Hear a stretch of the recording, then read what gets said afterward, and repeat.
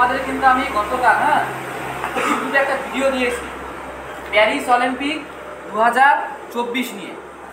পুরোপুরি মনে করো প্রথমে আমি একটুখানি আলোচনা করেছি ওভারঅল অলিম্পিক্স গেম নিয়ে, যেখান থেকে কিছু জিকে প্রশ্ন হয়। তারপরে আলোচনা করেছি ওভারঅল প্যারিস অলিম্পিক নিয়ে যে কিছু গুরুত্বপূর্ণ টপিক সেগুলো আলোচনা করেছি। এবার তারপরে আলোচনা করেছি হচ্ছে ভারতের যে এইবার মেডেলগুলো এসেছে, রূপো আর কি ব্রোঞ্জ, গোল্ড তো আসেনি এবার, তাই না? একটা রূপো এসছে আর বাকি 5টা কি ব্রোঞ্জ। তাহলে এগুলো নিয়ে কিন্তু আমি সমস্ত কিছু তোমাদের আলোচনা করেছি ইউটিউবের ভিডিওতে। তোমরা গিয়ে ভিডিওটা দেখবা, দেখার পর ওখান থেকে নোটসগুলো বানিয়ে নিবা, ঠিক আছে?